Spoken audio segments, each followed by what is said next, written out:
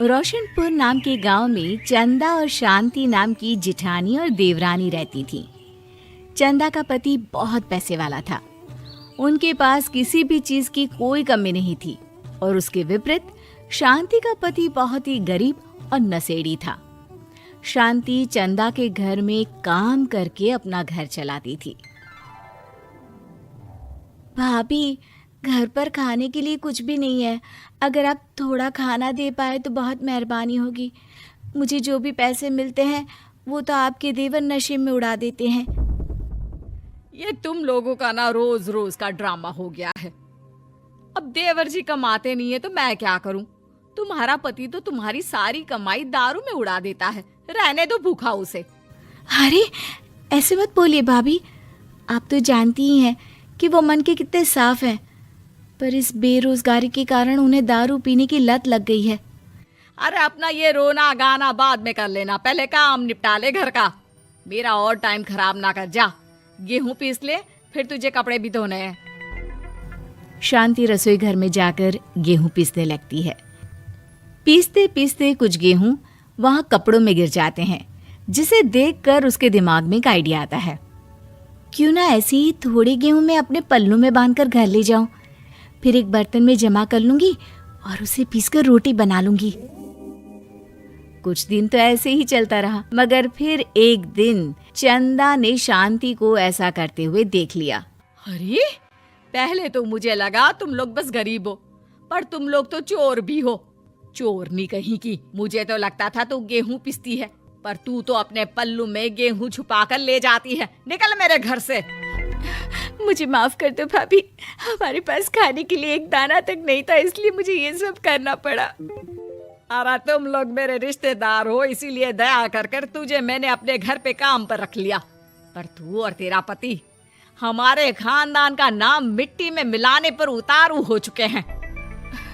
आपको मुझे जितनी गालियां देनी है दीजिए, मारना है तो मार भी लीजिए भाभी, पर मुझे काम से मत निकालिए। परिवार की बात है, वरना कोई और ऐसा काम करता ना तो धक्के मार कर कब से घर का बाहर निकाल दिया होता। रोते रोते शांति अपने घर चली जाती है, जहां उसका नशेड़ी पति कहता है, अरे कहाँ रह गई थी कामचोर? इतनी देर क्यों कर दी? आज पैसे लाई कि आज भी खाली हाथ वापस आ गई है? अपने हाथ दिखा। जरूर पैसे छुपा लिए ताकि मैं दारू ना पी पाऊं। नहीं जी, मैं आपसे क्यों छुपाऊंगी, और अभी आप दारू पीने की बात कर रहे हैं, उसी कारण तो आज हम लोगों की ये हालत हो गई है। किसी काम की नहीं है तू, बिना मार खाए समझेगी नहीं। रख, अभी तेरे होश ठिकाने लगाता हूँ। रामलाल शांति को बहुत मारता है। शांति का मन दुखी हो जाता है और वो गांव के तालाब के पास के एक पेड़ के नीचे बैठकर फूट फूट कर रोने लगती है। मैंने कभी किसी का बुरा नहीं किया, फिर भी भगवान मेरे साथ ऐसा क्यों कर रहा है?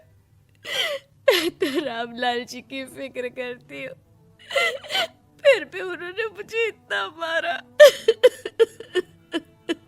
तभी उसे एक आवाज सुनाई देती है, रोने की कोई जरूरत नहीं है बेटी, चिंता क्यों करती हो? ये आवाज कहाँ से आ रही है? शांति अपने आसपास देखती है, उसे कोई नहीं दिखता। वो ऊपर देखती है, जहाँ उसे एक छोटी सी परी दिखती है। आप कौन है? आप तो कोई परी लगती हैं। हाँ बेटी, मैं इसी पेड़ पर रहती हूँ। मैंने तुम्हारी सारी बात सुनी। अब तुम्हें फिक्र करने की कोई जरूरत नहीं। अपनी आंखें बंद करो। शांति आंखें बंद करती है और जादुई परी अपनी छड़ी घुमाती है। उसकी छड़ी घुमाते ही पेड़ के सारे पत्ते सुनहरे रंग के हो जाते हैं। परी उनमें से एक पत्ता तोड़ लेती है और फिर से अपनी छड़ी घुमाती है, जिसके कारण सारे पत्ते पहले की तरह साधारण से दिखने लगते हैं।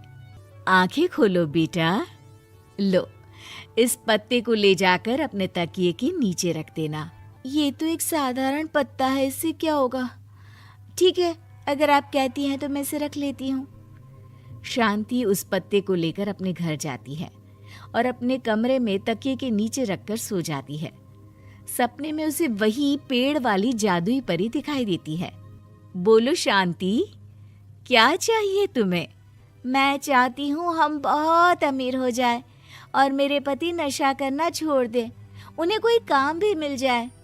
कल जब तुम सुबह नींद से जागोगी, तुम्हारी इच्छा पूरी हो गई होगी। अगली सुबह शांति नींद से जागती है। अपने आसपास का नजारा देखकर चौंक जाती है। उसके बिस्तर पर चारों तरफ सोने चांदी रखे हुए थे। हे भगवान, कहीं मैं सपना तो नहीं देख रही? इतना सारा सोना, वो भी मुझ गरीब के पास। रामलाल जी को बताती हूँ, वो बहुत खुश होंगे। शांति जैसे ही कमरे के बाहर जाती है, वो देखती है कि रामलाल सूट बूट पहने काम के लिए बाहर जा रहा होता है। मुझे शहर में एक नौकरी मिल गई है शांति, मुझे आने में देर हो जाएगी, घर का ध्यान रखना। और इस तरह शांति बहुत अच्छा जीवन बिताने लगती है। उसके पास अब किसी भी चीज की कमी नहीं रह जाती। रातों रात शांति के पास आए इतने पैसों को देखकर उसकी जिठानी उससे पूछती है, अरे क्यों रे शांति, कहीं बड़ा हाथ मारा है क्या? अचानक तुम लोगों के पास इतना पैसा कैसे आ गया? नहीं नहीं भाभी, ये सब तो जादुई परी के दिए हुए पत्ते का कमाल है। शांति जादुई पत्ते के बारे में सारी बात चंदा को बताती है, जिसे सुनकर चंदा के मन में लालच आ जाता है और वो झूठ मूठ रोते हुए उसी पेड़ के नीचे जाती है जहाँ उसकी रोने की आवाज सुनकर जादुई परी कहती है, क्या हुआ बेटा, क्यों रो रही हो? मैं बहुत गरीब हूँ, मेरे पति मुझे बहुत मारते हैं, अब मैं जीना नहीं चाहती। चिंता मत करो बेटा, अपनी आंखें बंद करो। जादुई परी चंदा को भी उसी पेड़ का एक पत्ता देती है और तकिए के नीचे रखने को कहती है। चंदा उस पत्ते को लाकर अपने तकिए के नीचे रख लेती है और अगली सुबह जब उठती है तो उसके कमरे में चारों तरफ सांप बिच्छू रहते हैं। अरे बचाओ बचाओ, कोई मुझे बचाओ। ये कैसा पत्ता है जिसे लाने के बाद उस गरीब शांति के पास तो इतना सारा सोना आ गया, और मेरे चारों तरफ ये सांप बिच्छू। अरे कोई बचाओ। चंदा अपनी जान बचाती हुई शांति के पास जाती है। चलिए भाभी, मुझे लगता है आपके घर में सांप बिच्छू को बस जादुई परी ही हटा सकती है। दोनों मिलकर जादुई परी के पास जाते हैं। ये सब तुम्हारे बुरे इरादों का नतीजा है चंदा। तुम झूठ मूठ बस पैसे के लालच के कारण यहाँ आकर रो रही थी, इसीलिए तुम्हें जादुई पत्ते ने उसकी सजा दी। अरे मुझे माफ कर दीजिए जादुई परी, मेरे मन में लालच आ गया था। अरे शांति, तुम भी मुझे माफ कर दो, मैंने तुम्हारे साथ बहुत गलत किया है, फिर भी तुम मेरी मदद के लिए आई। चंदा को अपनी गलती का एहसास हो जाता है, इसलिए जादुई परी उसके घर से सारे सांप बिच्छू को गायब कर देती है। चंदा और शांति आपस में मिलजुल कर रहने लगती हैं।